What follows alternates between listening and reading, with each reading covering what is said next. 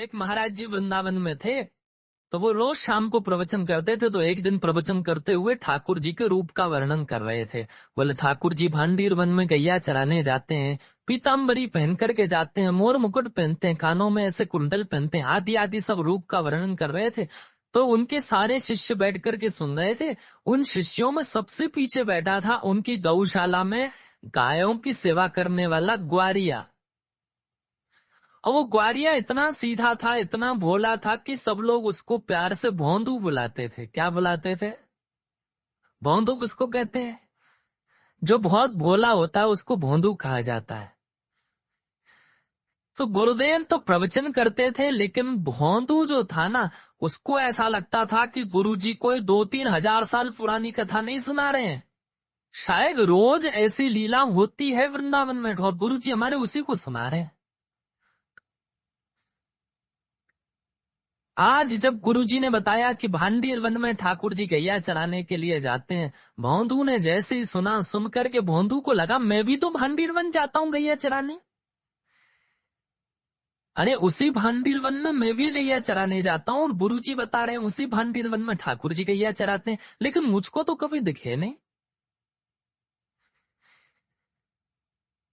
शायद मैंने कभी ध्यान नहीं दिया होगा। अब गुरुजी ने बता दिया, अब कल से भांडीर वन जाऊंगा तो वहां खोजूंगा, ठाकुर जी भी आते हैं, गुरुजी बता रहे हैं।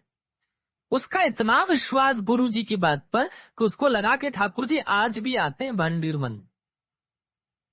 अगले दिन गैया चराने के लिए भांडीर वन गया, तो भांडीर वन में गैया सब घूमने लगी और वो यत्र तत्र सर्वत्र वृक्षों के नीचे, सघन कुंजों में, जंगलों में जाके ठाकुर जी को खोजने लगा। गुरुजी हमारे झूठ नहीं बोलते, गुरुजी सही बोल रहे हैं, यहीं पर गैया चराने आते हैं ठाकुर जी। अरे मैं ही अभागा हूं, मैं ही ठाकुर जी को नहीं देख पा रहा, लेकिन ठाकुर जी यहीं कहीं होंगे। अब उसका इतना भोलापन, इतना सीधापन, वो सब जगह ढूंढ रहा था ठाकुर जी को, तो ठाकुर जी से रुका नहीं गया।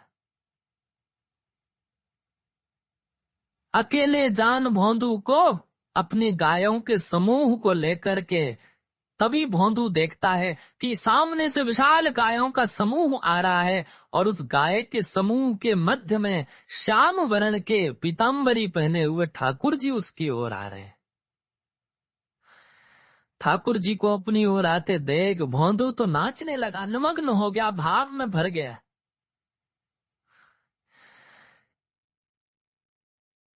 कटाक्ष नेत्र ठाकुर जी के, सुंदर कपोल, मधुर मुस्कान, घुंघराले केश, मोर मुकुट सिर पर, पीताम्बरी पहने हुए, चंदन की सुगंधी महकते हुए ठाकुर जी गैया चराते हुए आ रहे। भोंदू ने जैसे ही उसको देखा निमग्न हो गया। ठाकुर जी आकर के भोंदू के पास बैठ गए। अब भोंदू और ठाकुर जी दोनों एक दूसरे को देखे। भोंदू बोला, आप वही श्याम सुंदर हो ना जिनके बारे में हमारे गुरुजी सुनाते हैं? ठाकुर जी बोले, हाँ हम वही श्याम सुंदर हैं। बोले, अच्छा। हमारे गुरुजी आपके रूप का वर्णन करते हैं तो लगता है आप कितने सुंदर होंगे, लेकिन आज आपको देख करके ऐसा लग रहा है कि हमारे गुरुजी जो बताते हैं उससे लाख गुना ज्यादा सुंदर हो आप। बड़े प्यारे हो ठाकुर जी। ठाकुर जी बोले, अब केवल बात ही बनाते रहोगे, कुछ खिलाओगे पिलाओगे भी हमको? भोंदू बोला, आप मेरे हाथ का खाओगे? बोले, हाँ हाँ हम खाएंगे, तुम खिलाओ। तो भोंदू पोटली में बांध के 2-4 रोटी ले गया था, ठाकुर जी के सामने प्रस्तुत कर दी। ठाकुर जी ने प्रेम से पाया, अब सारी रोटी भोंदू की खा गए और फिर भोंदू से बोले, और खिलाओ। भोंदू बोला, ये मैं तो 2 ही रोटी लाया था, इससे ज्यादा मैं खाता नहीं हूँ। ठाकुर जी बोले, कल से और रोटी लाना, हमको भूख लगती है। और ठाकुर जी अपनी गैया लेके चले गए, भोंदू अपनी गैया लेके चला गया। भोंदू को लगा ठाकुर जी ऐसे ही आते हैं, सबसे मिलते हैं, वो तो मेरा ही दुर्भाग्य था जो इतने साल बाद मुझको मिले हैं।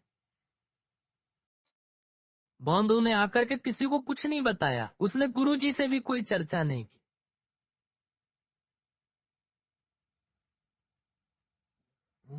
दूसरे दिन जैसे ही भोंदू जाने लगा,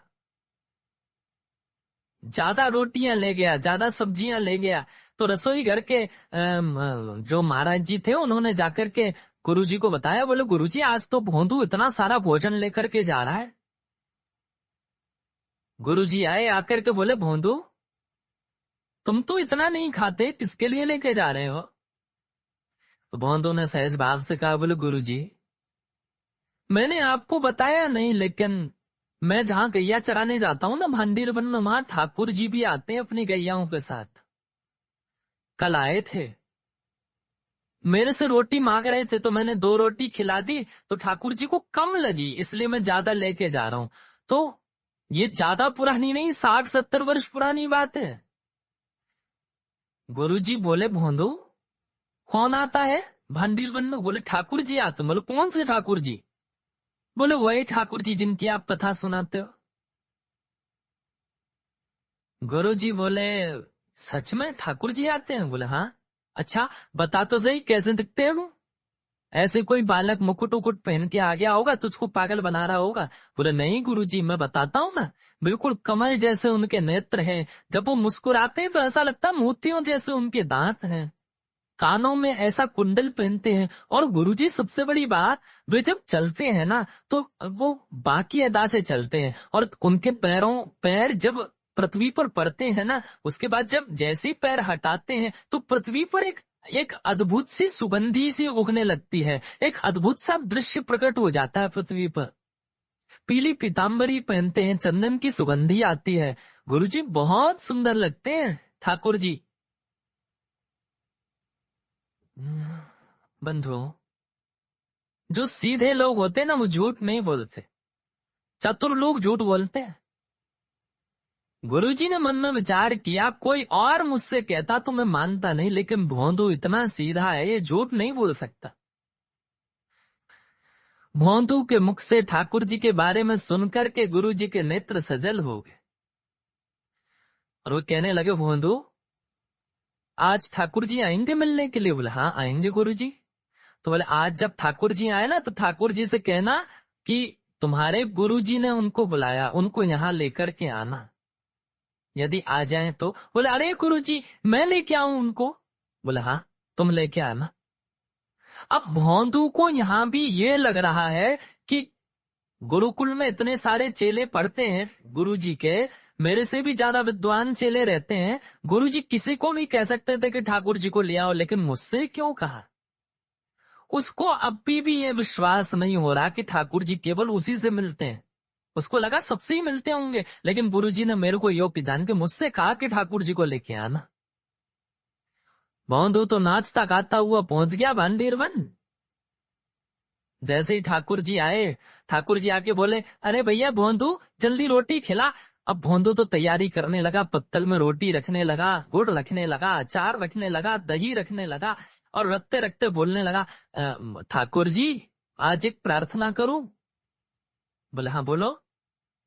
बोले हमारे गुरुजी आपसे मिलना चाहते हैं, आप हमारे साथ आज हमारे गुरुकुल चलोगे? ठाकुर जी बोले देख हम तेरे सखा हैं, तेरे मित्र हैं, तेरे गुरुजी से हमको कोई मतलब नहीं है, तुझसे मिलेंगे, तेरे संग बैठेंगे, तेरे संग खाएंगे, तेरे संग रहेंगे, लेकिन गुरुजी से नहीं मिलेंगे हम। चरण पकड़ लिए भोंदू ने, बोले वो मेरे गुरुजी हैं, मैं तो आपको जानता ही नहीं था, मैं तो इतने वर्षों से यहाँ गैया चराने आ रहा हूँ, लेकिन मैंने कभी आपको देखा ही नहीं। गुरुजी ने बताया कि भांडी वन आप आते हो गैया चराने, तभी तो मैंने आपको देखा। जिन गुरुजी ने आपसे मिलवाया, जिन गुरुजी ने आपके बारे में बताया, जिन गुरुजी ने मुझे आपके योग्य बनाया, वो गुरुजी आपको बोला मना मत करो ना, चलो ना मेरे साथ।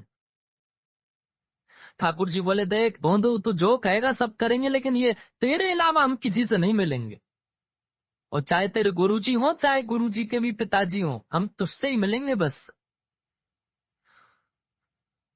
ठाकुर जी रोटी खा रहे थे बढ़िया गुड़ के साथ में, तो भोंदू ने हाथ से रोटी छिना ली, बोले तो ये भी मत खाओ, ये भी गुरु जी की है। और पत्तल भी उठा ली, बोले ये भी छोड़ो, ये भी गुरु जी के यहाँ की बनी है, ये भी क्यों खा रहे हो? और सुनो ठाकुर जी, आपको मुझसे ही मिलना है, मेरे अलावा किसी से नहीं मिलना, तो मेरे भी वचन सुन लीजिए। मुझे इस योग के गुरु जी ने बनाया, और यदि गुरु जी से आप नहीं मिलोगे तो कल से यहां मत आना, मैं भी आपसे नहीं मिलूंगा। ठाकुर जी बोले, तू अभी जानता नहीं है, बड़े बड़े लोग त्रिलोकीनाथ के दर्शन के लिए हिमालय पर जाके तपस्या करते, तब जाके मेरा दर्शन मिलता है। और हम तेरे सामने इतनी सहजता से बैठे, तू कह रहा कल से मिलेगा नहीं। महंत बोला, मैंने तपस्या नहीं की, मैंने अपने गुरु की सेवा की। तो इसका मतलब ये सिद्ध हो गया कि लोग 1000 वर्ष तपस्या करके आपका दर्शन करते हैं, लेकिन मेरे गुरु जी के चरणों में 1000 वर्षों के समान तपस्या का फल है। मैं उनको प्रणाम करता हूँ और उससे मुझे आपके दर्शन हो जाते हैं। ऐसे गुरु को क्यों नहीं मिलोगे यार? ठाकुर जी बोले, गुरु जी से नहीं मिलेंगे। तो फिर मोहन बोला, ठीक है, तो आज से मेरी आपकी कट्टी, कल से मत आना यहाँ पे। मेरे गुरु जी के नहीं तो फिर मेरे भी नहीं आ। और भोंदू ने अपना सारी सामग्री उठाई, सारी गैयाओं को इकट्ठा किया और जाने लगा वहां से, भगवान को छोड़ के जाने लगा। भगवान बोले, अरे भोंदू रुक तो जा। बोले, अब तो मैं तभी रुकूंगा जब आप मुझे वचन दोगे कि मेरे गुरुजी से मिलोगे। अगर आप ये वचन नहीं दोगे तो मैं नहीं मिलूंगा, मैं नहीं रुकूंगा। भोंदू जाने लगा, थोड़ी दूर गया, थोड़ी और दूर गया। अब मानो जैसे कि हमारे श्याम सुंदर के त्रिलोकी नाथ की त्रिलोक की संपदा छूट रही हो। दौड़े भोंदू के पीछे और पीछे जाकर के भोंदू के कमर पर चढ़ गए ऊपर और बोले, तू जहां जाएगा सब जगह जाएंगे, लेकिन तू छोड़ करके मत जा, ले चल अपने गुरु जी के पास। और आज आश्रम में बैठे गुरुजी राह तक रहे थे कि भोंदू आ रहा होगा गैया लेकर के। तभी क्या देखते हैं, असंख्य गायों का झुंड आ रहा है और उन असंख्य गायों के झुंड के बीच में भोंदू अपने कमर पर ठाकुर जी को उठा करके ला रहा है। ये दृश्य देखते ही जो गुरुजी थे वे तो मूर्छित हो गए, और जब होश में आया तो नंद नंदन को सामने देखा। उठते ही जैसे ही ठाकुर जी को देखा, ठाकुर जी को प्रणाम नहीं किया, पहले भोंदू को प्रणाम किया। बोले, तेरी भक्ति को प्रणाम करता हूं भोंदू, तेरी इतनी सरलता, इतनी सहजता, इतनी कोमलता कि तेरा नाम भी कोई तेरे को नहीं बुलाता, सब तेरे को भोंदू भोंदू बुलाते, इतना सीधा है तू। आज तेरे वशीभूत होकर के त्रिलोकीनाथ मेरे आश्रम चल के आए। ये सत्य घटना है वृंदावन।